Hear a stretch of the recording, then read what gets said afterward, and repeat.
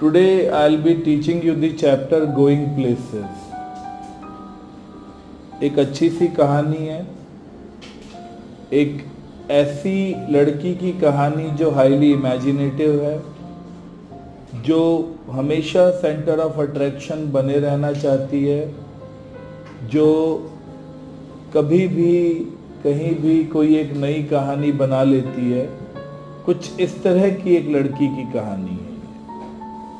Imagination करना, fantasy world में जीना, adolescent age आपकी एज का एक कैरेक्टरिस्टिक ट्रेट है। लेकिन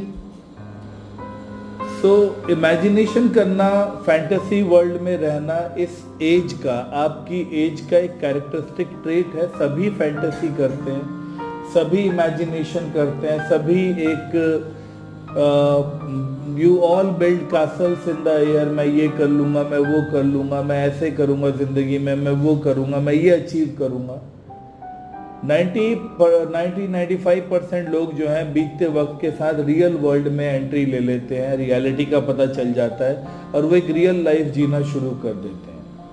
5% लोग ऐसे हैं जो अभी भी इमेजिनरी वर्ल्ड में ही पड़े रहते हैं और फिर उनका कुछ नहीं हो पाता। ऐसी ही एक लड़की है सोफी। एक पुअर सोशियो इकोनॉमिक बैकग्राउंड में वो रहती है, पुअर फैमिली को बिलोंग करती है। घर एक पुअर सी लोकेलिटी में है, लेकिन सपने सोफी के काफी ऊंचे हैं। अपनी फ्रेंड जेंसी के साथ घर आ रही थी और घर आते हुए वो अपनी फ्रेंड जेंसी को अपने फ्यूचर प्लान बताती है। पहला फ्यूचर प्लान बताती है, I will when I will get into some money, जब मेरे पास पैसे आएंगे, I will open a boutique. Jansie जानती थी कि they are earmarked for the biscuit factory. हमारी किस्मत में max to max biscuit factory में काम करना लिखा है, इससे ज्यादा कहीं और कोई ऑप्शन है नहीं। तो उसने कह दिया कि टेक्स मनी, पैसे लगते हैं। तो कहती है तो क्या हुआ, मैं स्कूल से निकलते ही मैनेजर बन जाऊंगी। जेंसी उसकी बेस्ट फ्रेंड है, वो कहती है they won't make you a manager straight off. School से निकलते ही कोई मैनेजर नहीं बनाएगा तुझे direct, it will take time.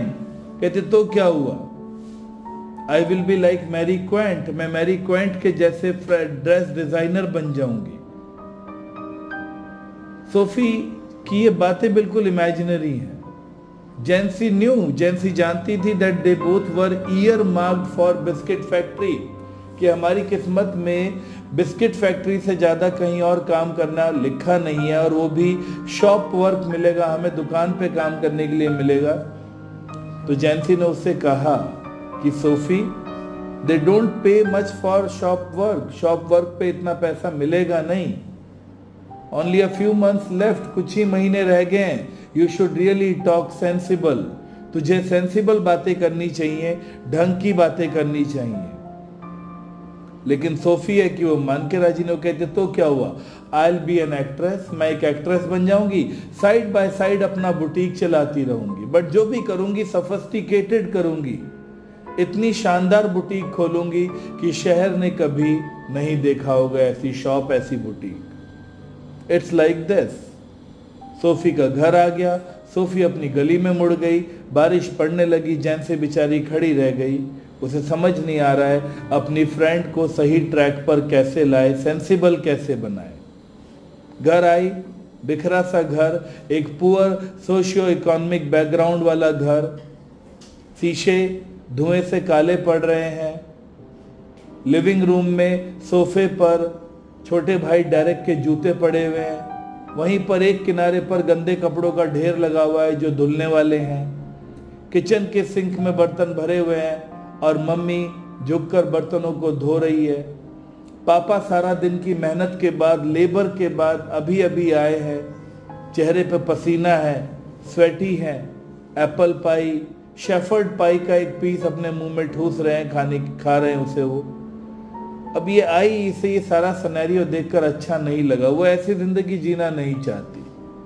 She wants to live a better life, sophisticated life.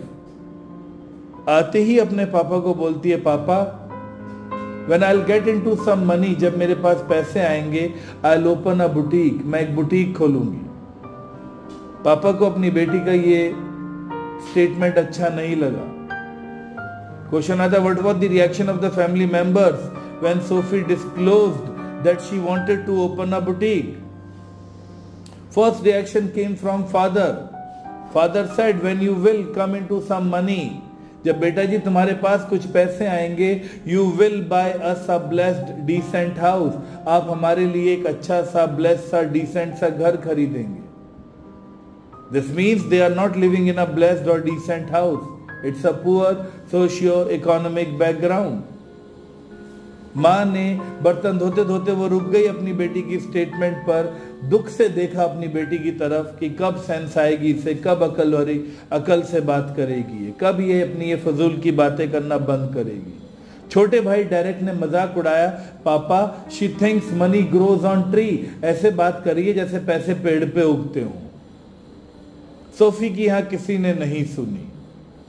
अब वो चली इसी घर में एक और बंदे को ढूंढने जो उसकी सुनता है, और वो है उसका बड़ा भाई Geoff. Right a short note on Geoff, ऐसा एक क्वेश्चन आता है, या फिर लॉन्ग क्वेश्चन में आ जाएगा, right the character sketch of Geoff. तो जियोफ कॉलेज से, स्कूल से 3 इयर्स पास आउट है, 3 साल हो गए उसे स्कूल से निकले हुए. अप्रेंटिस मैकेनिक का काम करता है, इंट्रोवर्ट है, बहुत कम दोस्त बनाता है, बहुत ही कम बातें करता है. टॉल है, डार्क है, हैंडसम है, बट केयरलेस है. कभी अपनी पर्सनैलिटी को लेकर इतना ध्यान दिया नहीं उसने. कपड़े कैसे पहने हैं, कैसे नहीं पहने हैं, वो कभी बॉदर भी नहीं करता. बोलता बहुत कम है. Words has to be dug out of his mouth like the stones dug out of the ground. उसकी जुबान से वर्ड्स ऐसे निकालने पड़ते हैं जैसे जमीन खोद के पत्थर. वॉलंटरीली कभी बात नहीं करता. लेकिन सोफी का फेवरेट है. सोफी को अपना ये बड़ा भाई बहुत पसंद है बिकॉज वो उसकी सुनता है. अपनी जिंदगी की हर बात वो सबसे पहले आकर अपने भाई से शेयर करती है, किसी को भी नहीं बताती, सबसे पहले अपने भाई से. वो अपने भाई की प्रैक्टिकल लाइफ के बारे में सब कुछ जानती है. वो अपने भाई की तरफ इतनी एंटाइज्ड है, इतना पसंद करती है अपने भाई को कि वो उसकी इमेजिनरी वर्ल्ड में भी एंट्री लेना चाहती है. वो जानना चाहती है कि वो ख्यालों में किन लोगों के बारे में सोच रहा है. What is he imagining about, किन लोगों के बारे में सोच रहा है. कई बार वो चाहती है कि उसका भाई उसे अपने साथ अपनी दूसरे वर्ल्ड में भी लेके जाए जिसके बारे में वो बताता नहीं है. Exotic places, exotic people. पापा ने मना किया हुआ है कि सोफी को लेके मत जाना. वो सब सोचते हैं सोफी बहुत छोटी है, बट सोफी जानती है, वो कहती है मैं छोटी नहीं हूं, मैं इतनी बड़ी हो गई हूं कि मैं उस दुनिया में कंफर्टेबल फील करूंगी. कई बार she fantasize, she involves Geoff in her fantasies. कई बार वो जियोफ को अपनी फैंटेसीज में इन्वॉल्व करती है, उसे अपनी कहानियां बताकर, उसके बारे में सोचकर. कई बार वो इमेजिन करती है कि मैं अपने भाई के साथ बाइक पे पीछे बैठी हुई हूं, मेरा भाई बाइक चला रहा है और मैं उसके पीछे, भाई ने लेदर के शाइनिंग कपड़े पहने हुए हैं, मैंने येलो कलर की ड्रेस पहनी हुई है, and the world is welcoming us. तो वो इस तरह की इमेजिनेशंस करती है. राइट नाउ उसका भाई कारपेट पर एक न्यूज़पेपर बिछाकर अपने मोटर बाइक की, अपने बाइक के एक ऑयली से कंपोनेंट, एक पार्ट को लेकर उसको ठीक करने की कोशिश कर रहा था. वो उसमें पूरी तरीके से एब्जॉर्ब था. अब अपने भाई की अटेंशन कैसे ड्रॉ करे, और वो सडनली एक झूठ बोलती है भैया you know I met Danny Casey, मैं डैनी केसी से मिलकर आई हूं. भाई के हाथ से स्क्रू ड्राइवर छूट गया. अब्रप्टली उसने सर उठाकर देखा. कहां? यू आर लाइंग, झूठ बोल रही है तू. डैनी केसी आयरलैंड का स्टार सॉकर प्लेयर है. जितना रुतबा यहां हमारी कंट्री में विराट कोहली का है, वहां डैनी केसी का है. पूरा घर फैन है उसका.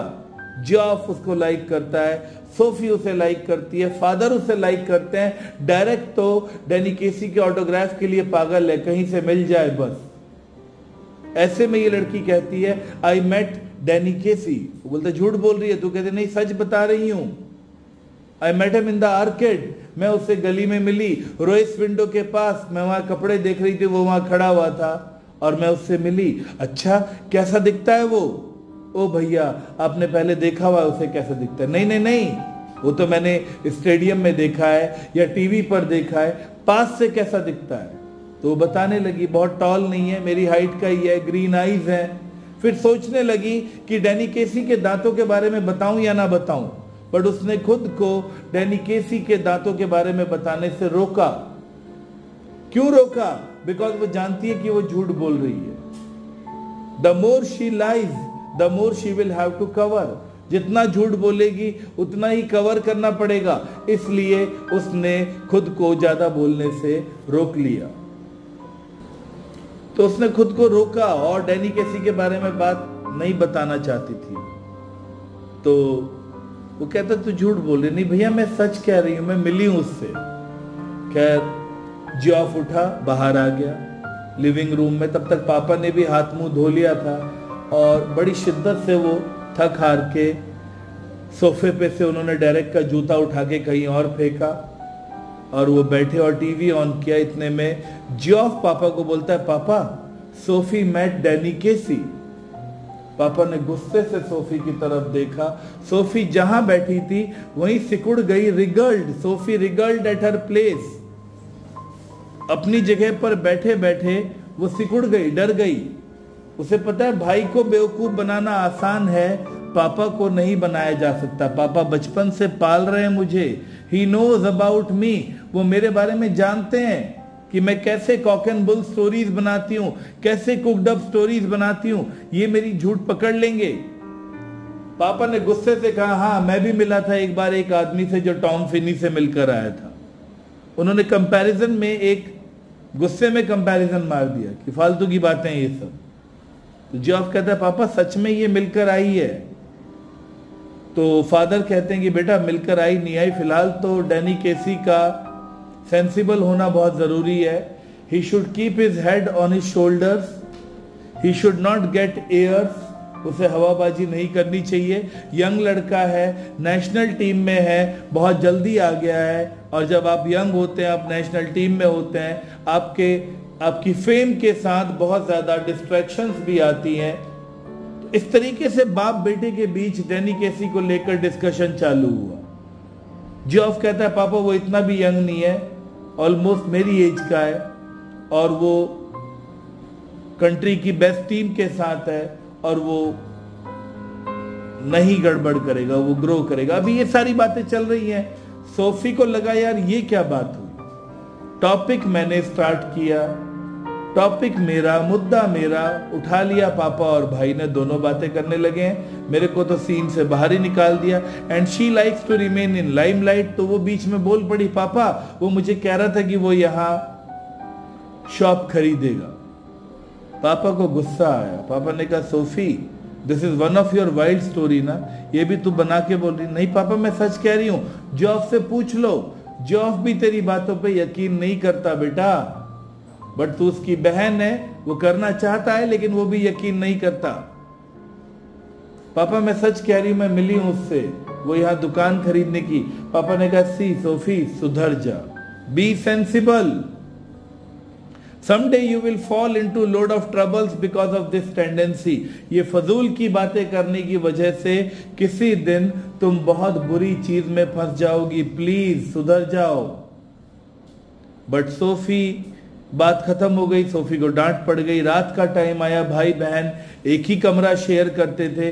कमरे में 7-8 पोस्टर्स लगे हुए हैं यूनाइटेड की टीम के, और उनमें से 3 पोस्टर तो स्पेशली पोर्ट्रेट हैं डैनी केसी के।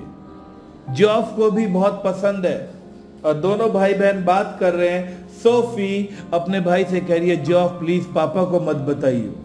जियोफ कहता पागल है क्या सोफी, पापा को बता भी दिया तो क्या बुरा है, पापा तेरी बातों पे यकीन तो करते ही नहीं है। भैया मैं उससे सच्ची में मिली थी, मैं सच्ची में मिली थी। अच्छा, कहती है हाँ, मैं तो डायरेक्ट के लिए ऑटोग्राफ भी लेना चाहती थी बट उसके पास पेन नहीं था और मेरे पास पेपर नहीं था, that's why I could not take the autograph of for direct. जाते जाते उसने मुझसे प्रॉमिस किया कि वो मुझे अगले हफ्ते मिलेगा और मिलकर ऑटोग्राफ देगा। तू पागल हो गई है क्या सोफी? तू पागल हो गई है? You are still in school, तू स्कूल में है। और Danny Casey might have a string of girls, उसके आगे लड़कियों की लाइन लगी होगी, वो क्यों तुझसे मिलने की बात करेगा? नहीं भैया वो ऐसा नहीं है। अच्छा वो कैसा नहीं है? उसकी कोई लड़कियों की लाइन नहीं है, उसकी कोई गर्लफ्रेंड नहीं है। किसने बताया? उसने बताया मुझे। ओहो, कौन सा लड़का किसी लड़की को ये बात बताएगा कि उसकी पहले गर्लफ्रेंड है या नहीं है? कोई नहीं बताता सोफी। भैया वो ऐसा नहीं है, प्लीज। वो मुझसे बातें करने आया था, नहीं आया था, मैं गई थी उससे बातें करने। He is not like you guys, वो ऐसा नहीं है। वो मुझे अगले वीकेंड मिलेगा। वो हम वहीं खड़े थे, मैंने उसको उसके एक्सेंट से पहचाना। उसने मुझसे आके मैंने उससे आकर बात करी, excuse me aren't you Danny Casey? उसने कहा यस आई एम। फिर हम बातें करते रहे। फिर जाते जाते उसने मुझे कहा कि सॉरी आज पेन पेपर नहीं था, अगले हफ्ते वीकेंड पर मैं आपसे मिलूंगा, मैं आपको ऑटोग्राफ दूंगा। जियोफ को गुस्सा आ गया। जियोफ ने अपनी शेपलेस सी जैकेट पहनी और डालकर ये कहता हुआ चला गया कि this is the most unlikeliest thing I have ever heard. इससे ज्यादा फजूल की बात मैंने आज से पहले कभी सोफी सुनी नहीं। सोफी ने अपने भाई को देखा गंदी सी जैकेट पहनते हुए, सोचने लगी कितना टॉल है, डार्क है, हैंडसम है, थोड़ा सा अपने आउटलुक पर ध्यान दे तो कितना अच्छा लगे। लेकिन फाइनली जियोफ चला गया। अब आती है बात वीकली पिलग्रिमेज, सैटरडे। अब आया सैटरडे। सैटरडे को ये हर सैटरडे क्या काम करते हैं, चाहे ये कहीं जाए ना जाए, ये भले ही कितने पुअर इकोनॉमिक बैकग्राउंड से हैं, लेकिन हर सैटरडे डैनी केसी का मैच बिना किसी नागा रेगुलर रिलीजियसली स्टेडियम में देखने जाते हैं। That's why it is called weekly pilgrimage. Pilgrimage is a religious journey, तीर्थ यात्रा। ये भी रिलीजियसली हर सैटरडे मैच देखने जाते थे। पापा बैठते थे नीचे स्टैंड के पीछे, पापा और सोफी और डेरेक, और जियोफ ऊपर वाले स्टैंड्स में अपने फ्रेंड्स के साथ बैठता था। उस दिन भी यूनाइटेड की टीम ने मैच जीता और फाइनल गोल डैनी केसी ने मारा। डैनी केसी जब जब गोल मारे सोफी ग्लो करे प्राइड के साथ, लाइक मेरे बंदे ने गोल मारा। It's like this. खैर जीतने के बाद वापस आए, तो वापस जब मैच देखकर आ रहे थे बस में, तो किसी ने बस में, ये बस में ट्रैवल करते हैं, पुअर सोशियो इकोनॉमिक बैकग्राउंड, तो बस में किसी ने बड़ी रश्क के साथ, बड़ी जेलस के साथ कहा कि काश डैनी केसी इंग्लैंड की टीम में होता। घर आकर डेरेक ने अपनी मम्मी से कहा, मम्मी इस बार का वर्ल्ड कप तो आयरलैंड ही जीतेगी बिकॉज हमारी टीम में डैनी केसी है। तो ये सारी बात, पापा बहुत खुश थे और पापा चले गए पब सेलिब्रेट करने के लिए। ये सारा चल रहा था। एक हफ्ते बाद जब सोफी एक दिन घर से बाहर निकली तो इसे मिल गई इसकी फ्रेंड जेंसी। जेंसी ने इसको देखते ही पूछा, ओए ये तेरे बारे में मैं क्या सुन रही हूं, तेरे और डैनी केसी के बारे में। कहती क्या मतलब? कहती मतलब तू बता। तेरे भाई जियोफ ने मेरे भाई फ्रैंक को बताया कि तू डैनी केसी से मिली है। Oh my God, dam that Geoff. अंदर ही अंदर जियोफ पर उसे बहुत गुस्सा आया। It was something pure, it was something sacred, it was something secret between brother and sister. It was a Geoff thing, not a जेंसी thing.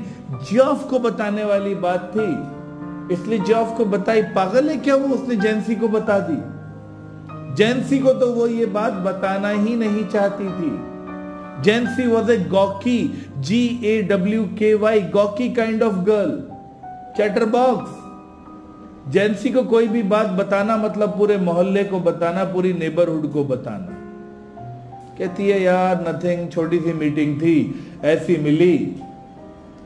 कहती है अच्छा वो? कहती है हाँ वो। कहती है हाँ कुछ नहीं था यार, छोटी सी मीटिंग थी, मैं मिली, मैंने उससे ऑटोग्राफ मांगा, उसके पास पेन नहीं था, मेरे पास पेपर नहीं था, बस। और क्या बताया जियोफ ने? कितनी और तो कुछ नहीं बताया, थैंक गॉड।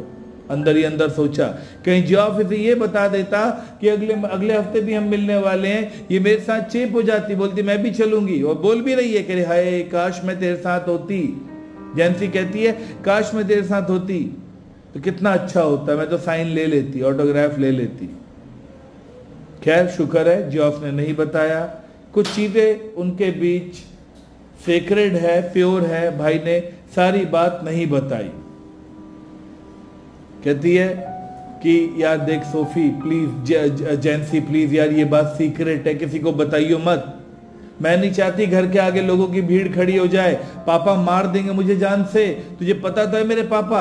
अच्छा, मुझे तो लगा तेरे पापा शफ्ड, तेरे पापा ने एंजॉय किया होगा, उन्हें खुशी हुई होगी, उन्हें खुशी हुई होगी कि तू डैनी कैसी से मिलकर आई है। कहते नहीं यार तू जानती तो है पापा कितने माइजर, कितने मतलब मिजरेबल पर्सन है वो, गुस्सा हो जाते हैं यार, what a misery he is. और उनके गुस्सा होने पे मेरे को बड़ा डर लगता है। जैनसी बोलती है यार तू टेंशन मत ले, ये तेरा मेरा सीक्रेट है, ये कहीं बाहर लीक नहीं होगा, टेंशन मत ले, बात खत्म।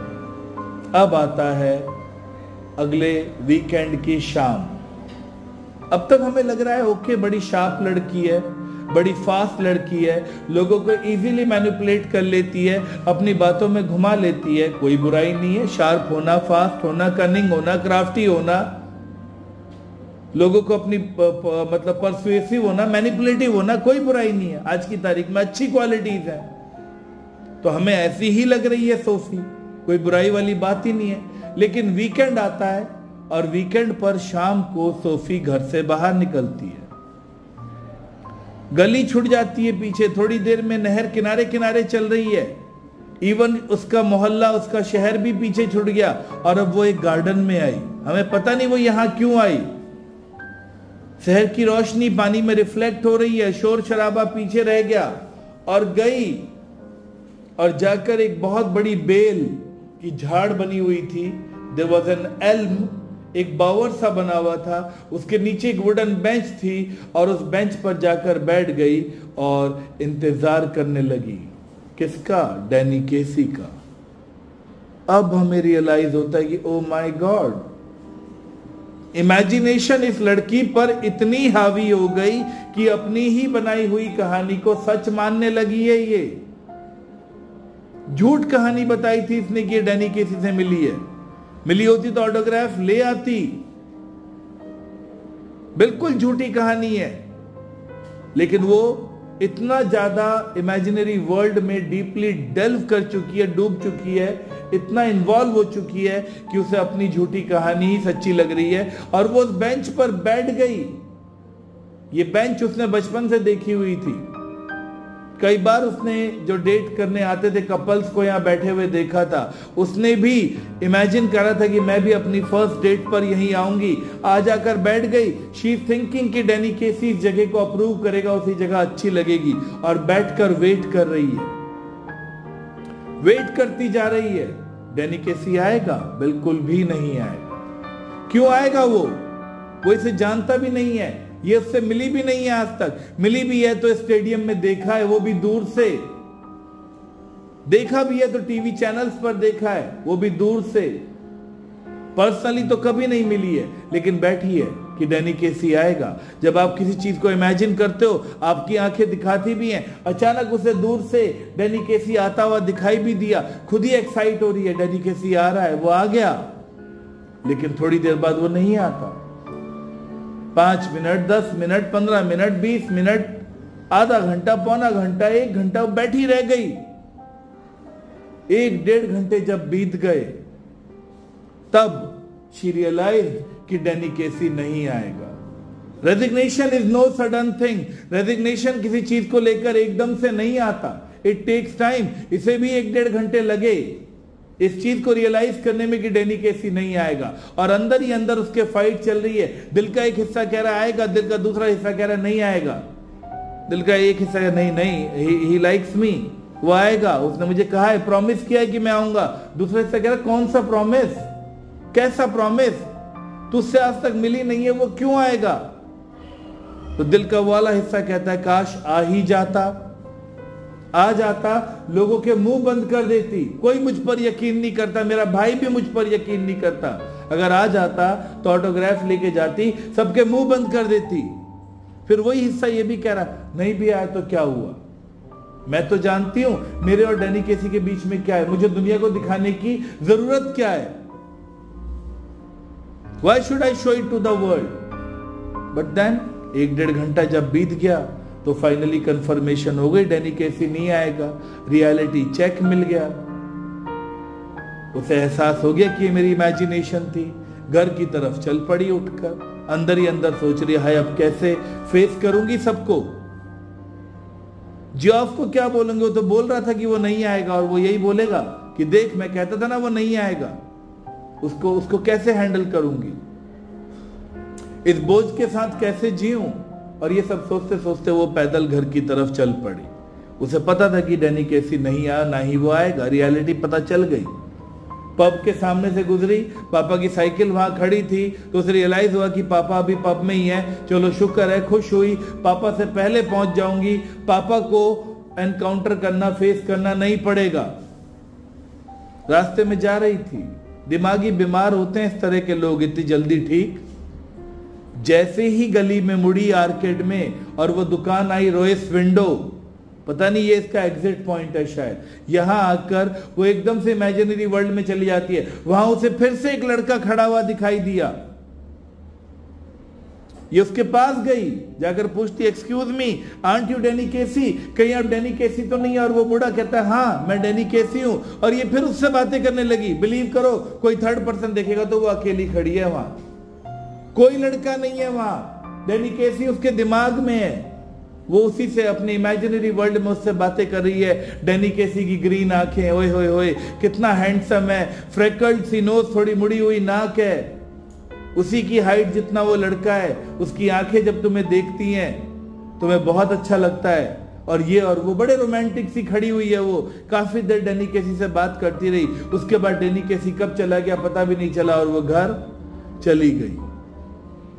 सैटरडे आया, सैटरडे फिर कहां पहुंची पड़ी थी? स्टेडियम। किसका मैच देखने के लिए? डैनी केसी का। हजारों लोग स्टेडियम में, डैनी केसी बॉल लेके जा रहा है, पूरा का पूरा स्टेडियम साइलेंट है। वो बॉल को ऐसे ऐसे ऐसे करके डॉज करते हुए ले जा रहा है और पास में जाकर उसने टक से बॉल गोल में डाल दी। हजारों लोगों की आवाज से पूरा स्टेडियम गूंज गया और सोफी ग्लो कर रही है, खुश है, क्योंकि गोल किसने मारा है? मेरे बंदे ने मारा है, डैनी केसी ने मारा है। और यहां कहानी खत्म हो जाती है। कहानी का नाम गोइंग प्लेसेस क्यों है? Why is the story described as going places? Because this girl, her mind is not stable. उसका माइंड कभी एक जगह तो कभी दूसरी जगह, कभी उसे बुटीक खोलना है तो कभी उसे मैनेजर बनना है, तो कभी उसे ड्रेस डिजाइनर बनना है, तो कभी फैशन डिजाइनर बनना है, कभी एक्ट्रेस बनना है, कभी साइड बाय साइड बुटीक चलाना है, कभी भाई के साथ बाइकों पर खुद को फैंटेसाइज करना है, कभी भाई की इमेजिनरी वर्ल्ड में जाना है, तो कभी डैनी केसी के मैच देखने जाना है, तो कभी डैनी केसी को इमेजिन करना है, तो कभी उसे गार्डन में जाकर डैनी केसी का वेट करना है। So her mind is moving from one place to another place, going from one place to another place. That's why the name of the chapter is going places. This is the chapter. Is that clear? आ गया समझ में सभी को?